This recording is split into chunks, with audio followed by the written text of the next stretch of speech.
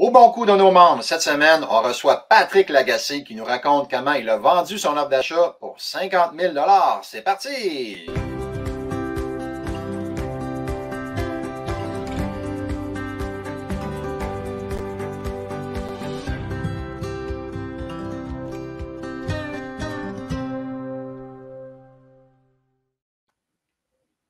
Bonjour à tous, Yvan Cournoyer, investisseur et président du CIQ. Très content d'être avec vous cette semaine encore une fois pour un partage de bons coups d'un de nos membres, Patrick Lagacé, un gradué du coaching régulier et du coaching avancé qui nous fait le plaisir et l'honneur d'être là avec nous aujourd'hui. Salut Patrick. Salut Yvan, comment ça va? Ça va de mieux en mieux, comme toujours. Hey, merci beaucoup d'être là. C'est très gentil de ta part et on espère que les gens vont être inspirés par ton bon coup. Donc, avant de rentrer dans la transaction partagée, qui est Patrick? En fait, moi, j'ai un background d'administrateur système en consultant. J'ai aussi fondé un organisme à but non lucratif en 2016 qui s'appelle Garde-Feu, qui permet aux artistes de feu de Montréal, des alentours, de s'entraîner en sécurité. Fait que ma grosse motivation pour l'immobilier, c'est vraiment de pouvoir assurer la subsistance de cet organisme-là. Excellent. Puis tu es bien parti, là, 4 transactions en à peu près 2 ans, 3 ventes d'offres d'achat. Donc, ça va très bien. Justement, en parlant d'offres d'achat, tu en as vendu une à 50 000 $. Peut-être nous résumer un peu la transaction? En fait, c'était une transaction qui est assez difficile. Le monsieur, je l'ai accroché dans le fond avec une publication postale. On s'était déjà parlé, il voulait 1,3 million pour un 8 logements. Son prix était un peu trop haut, puis surtout considérant l'état de son immeuble, le prix était beaucoup trop haut. Donc, j'ai quand même gardé le lien avec lui, je l'ai relancé plusieurs fois, et à un moment donné, ben, là, son prix a commencé à baisser. Là, il m'a dit, OK, là, il y avait un de ses amis qui l'aidait beaucoup là-dedans, qui était courtier immobilier. Lui, le vendeur était d'origine chinoise, donc il y avait une grosse barrière linguistique en partant. De fil en aiguille, il a été prêt à diminuer son prix et finalement, on s'est entendu sur un prix de 850 000 pour l'offre d'achat. Attends un peu. Il voulait avoir 1,3 million, puis le Ouais. prix entendu, c'est 850 000 quand même. Toute une grosse différence. Fait que, tu sais, ce qu'on remarque souvent, c'est que les gens vont avoir tendance à dire non à la place du vendeur. Ou il y a un courtier, par exemple, va leur dire: ah non, on ne peut pas aller aussi bas que ça. Le vendeur, il ne veut pas en bas de tel prix. Puis au final, la motivation grandit et on décoche des belles transactions. Donc, 850 000, quand le prix demandé était 1,3 million, c'est quand même.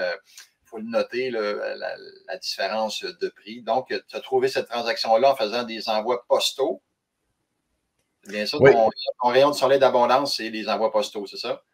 exact. Au tout début de ma prospection, je m'étais dit, j'en ferai pas des envois postaux, j'en ferai pas plein de communications comme ça. Je vais juste analyser mon marché puis trouver le meilleur deal, puis je vais faire une offre d'achat, puis ça va être réglé. Et puis, ben, ça ne fonctionne pas comme ça. Quand j'ai trouvé mon premier deal comme ça, puis j'étais arrivé, ben, j'étais tellement inexpérimenté, ça paraissait, le vendeur n'a pas voulu signer ça du tout. Fait que c'est important de tirer plus large, puis d'accepter qu'il y en a que ça ne marchera juste pas, puis c'est correct. Ça fait partie de l'expérience. C'est ça qui fait en sorte que le prochain vendeur va nous trouver plus expérimentés, puis il va être plus tenté de signer avec nous.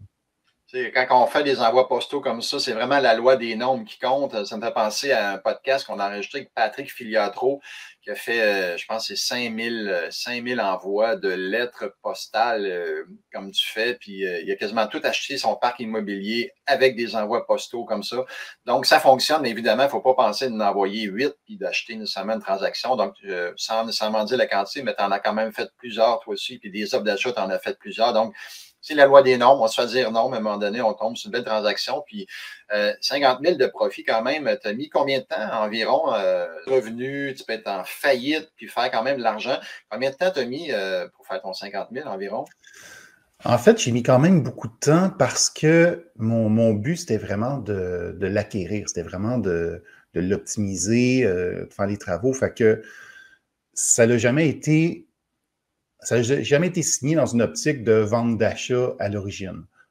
Donc, ça a été quand même assez long, les négociations avec le vendeur, les visites, les contracteurs que j'ai fait venir aussi sur place pour avoir des estimés des travaux. Je dirais peut-être, en tout et pour tout, il y a peut-être il y a peut-être eu un 80 heures de travail là-dedans. Il y a beaucoup d'analyses aussi par après, avec qui je faisais valider avec des membres plus seniors du club pour dire, c'est-tu un bon deal que j'ai là, ça a-tu de l'allure? Je vais-tu me casser la gueule?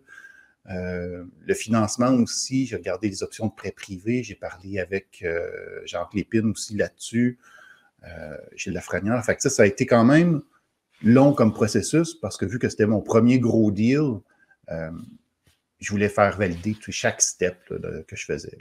Là. Tu dis que c'est long, mais 80 heures pour 50 000, ça fait quand même un très beau taux horaire. Hein?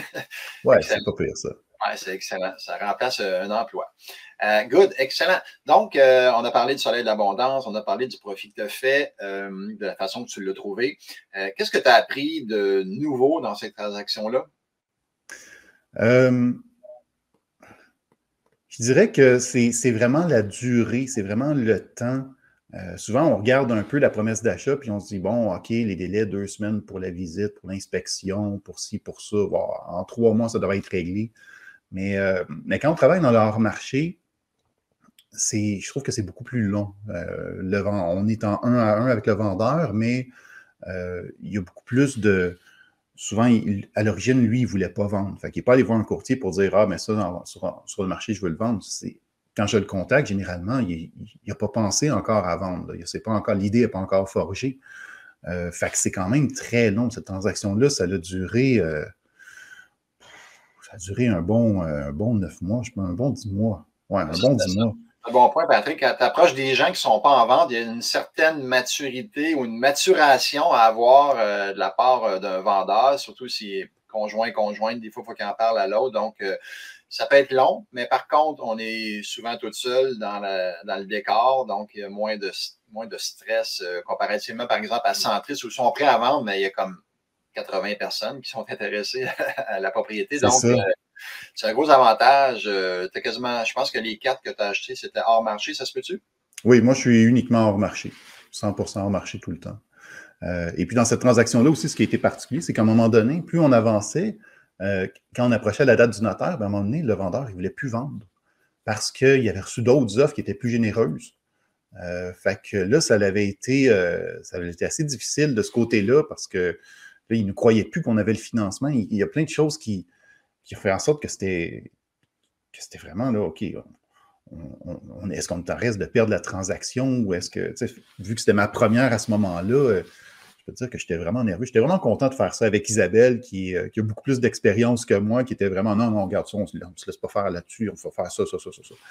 Fait que je pense que aussi de s'associer avec des gens qui ont de l'expérience, ça aide beaucoup. Là. Cette transaction-là, je ne pense pas qu'elle aurait pu être conclue sans l'expérience d'Isabelle dans tout ça. Là.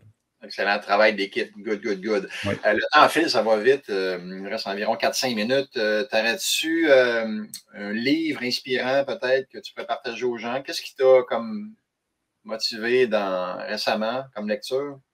En fait, j'avais lu il y a plusieurs années La semaine de 4 heures. Et puis, ça m'avait particulièrement touché. Pardon? La semaine de 4 heures de Tim Ferriss. Non, c'est celui de il y en a, je ne me rappelle plus, en tout cas, celui de Jacques Lépine. Il y en avait un de Jacques Lépine là-dessus. Là, et puis, ça m'avait particulièrement inspiré parce que je me disais, wow, on peut faire de l'argent comme ça. Et depuis ce temps-là, moi, j'avais un triplex que j'avais acheté en 2006. Puis, à chaque année, je regardais à peu près le marché pour dire, OK, ben là, je vais en acheter d'autres. Mais il n'y avait rien de rentable à chaque fois. Je faisais mon cruncher, puis ça ne marchait pas. Fait qu'à un moment donné, mais justement, il m'a parlé un petit peu du club aussi dans tout ça. À un moment donné, je me suis décidé avec la crise COVID qui est arrivée, qui a arrêté tous les contrats. Je me suis dit, OK, bon, mais là, il y a des gens qui continuent d'acheter. Il y a quelque chose que je ne comprends pas dans le marché. Je vais aller m'éduquer. Là. Et puis, ça l'a aidé pas mal. Là. En 1 an, justement, j'ai pu faire mes 4 acquisitions, alors que ça faisait une décennie que j'attendais d'en faire une. Là. Ça me fait penser, souvent les gens vont entendre que le marché descende, que ça baisse pour faire un premier pas, pour bouger, mais attendez pas nécessairement que ça baisse. Entrez dans le marché, évidemment, avec une belle transaction, mais le plus tôt possible, parce qu'on ne sait pas, ça peut continuer à monter. Moi, en 2001, quand j'ai commencé, j'avais rencontré des gens qui me disaient « Ah, je vais attendre que ça descende », mais depuis ce temps-là, ça n'a jamais ou presque descendu. Donc, rentrez dans le marché le plus tôt possible avec une belle transaction. Un petit conseil en terminant que tu pourrais partager aux gens? Je dirais d'être patient parce que l'immobilier, c'est comme un gros paquebot, là. Ça ne tourne pas comme un speedboat sur l'eau, là. Il y a beaucoup d'efforts à mettre pour le faire bouger. Ça bouge lentement, mais une fois que c'est parti, ben, ça part. Moi, je reçois encore des appels, des fois, de campagnes de prospection que j'ai faites il y a 1 an. Fait que il faut juste être patient. Il ne faut pas penser qu'on va devenir riche en 90 jours là-dessus, là.